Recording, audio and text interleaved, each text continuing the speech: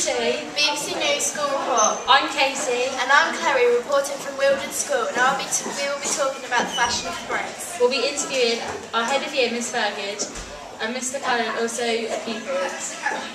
We will first be talking to Miss Fergid. The first question is, who do you think has the best dress out of Jessie J, Adele, Rihanna and Kylie, and what are your reasons? I think I prefer Kylie's dress. I think it's very elegant. I like the colour. I think she's very sophisticated. For the last question, do you think that the fashion of the Brit Awards was sending out the right image to younger people and what they aspire to look like and why? I think this particular outfit is inappropriate to be wearing something as big as the Brits, where there are lots of youngsters watching in the audience. I've got a 9-year-old daughter, and I would be most upset if she wanted to buy an outfit that reveals underwear, I think, when she was going out about. Thank you for answering these questions. We will be now interviewing Chloe. Chloe, how do you feel about the thoughts of the fashion at the Brit Awards in terms of how the public look at the celebrities and why? I think people really look up to celebrities, and I don't think an outfit like this is very appropriate, because you wouldn't want your child coming in wearing something like that to go out on the weekend. The last question is, who do you think has the best fashion out of JLS and One Direction? I think One Direction, because they look a bit more smart in their waistcoats than JLS, because they're more just in trousers and a shirt. We will now be interviewing Mr. Cullen. Mr. Cullen, who do you think had the best dress out of Adele, Rihanna and Jessie J and Kylie? Well, not wearing dresses myself, it's hard to give an accurate opinion, but I think Adele. We have one last question for you. Do you think by having the Brit Awards and all the celebrities dressing up, do you think it's sending the wrong image to the next generation?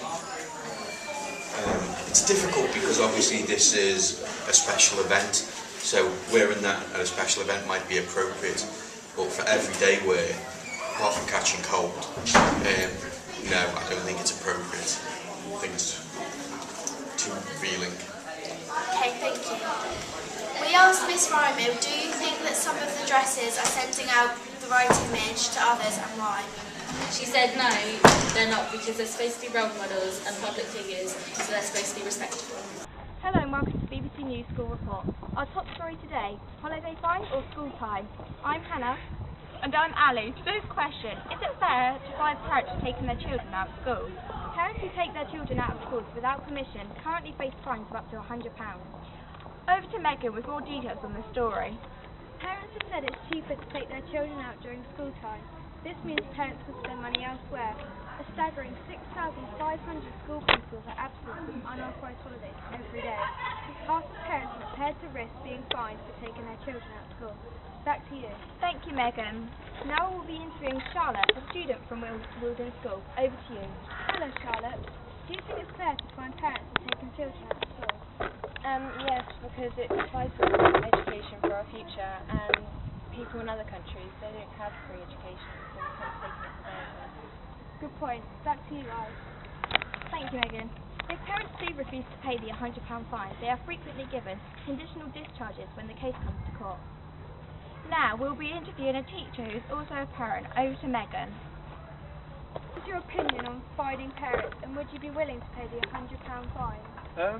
I don't think I would be willing to pay the fine, and I don't think you should be fined for taking your kids out of school. I think the injustice is how much cheaper the holidays are outside of school holidays.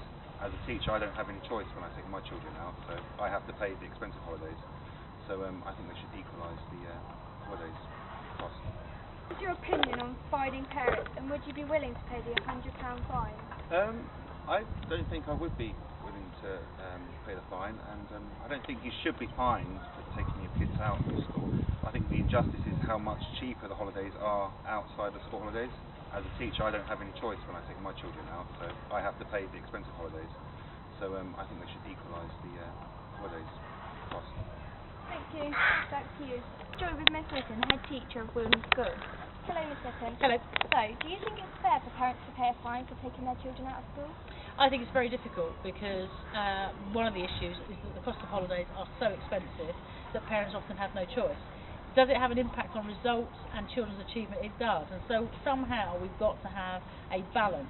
The government needs to think about what it's going to do in terms of managing this, because we as a school and a number of schools lose significant time in holiday time lost, really, and a lot of heads take the brutal line that no, they're not going to authorise any holidays, but the danger is that you alienate parents and youngsters. So we've got to get a balance somewhere along the line, and I don't know quite how we do that.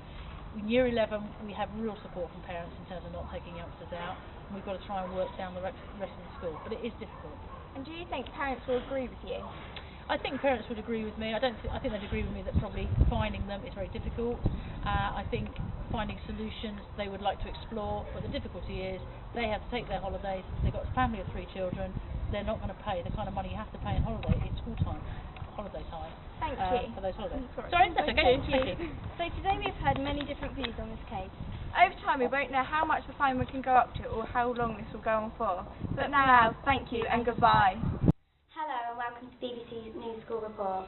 I'm Nikita. And I'm Millie and we're from Wilden School. On the 21st of February 2012 the Brit Awards took place at London's O2 Arena. Inspiration Adele went up onto stage to accept her award for Best Album of the Year during her acceptance speech. James Corden took the stage and cut off Adele as band below were waiting to perform. Adele wasn't happy and made a hand gesture before leaving the stage. We want to know if it was fair or unfair. We found out from our reliable research in an interview on the red carpet after the Brits. Adele made it clear that the hand gesture was not aimed at her fans but at the suits from ITV. Lily Allen put in her pennyworth on Twitter she was outraged at Adele being cut off, calling it sexist and blasting them for treating female artists differently to the male artists. Now over to Molly for an interview. Hi, I'm Molly and I'm with Miss Wales, our dance teacher from our school. Miss Wales, do you think it was appropriate for her to swear? No, I don't think it was appropriate. It was before the watershed, I believe, so there shouldn't be any swearing, and all stars and members of the public who are watching TV or on TV know those rules. Do you think it's sexist?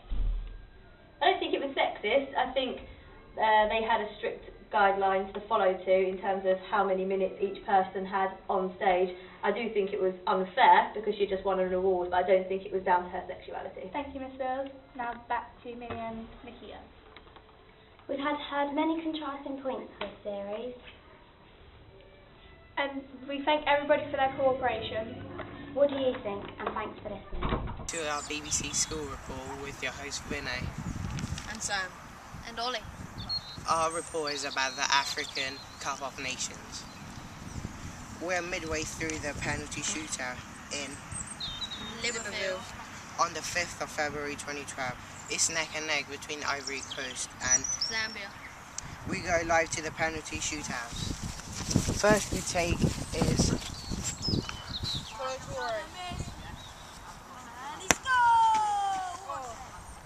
oh. Next the keeper. Mawini.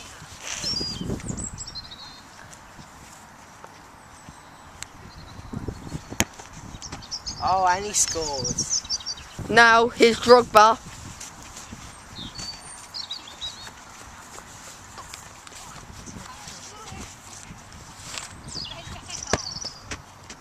Nicely finished. This is to win the cup for Zambia. Makiaya steps up. Goal, and the crowd goes wild. Whoa. Sam, what do you think it means for Zambia to win this?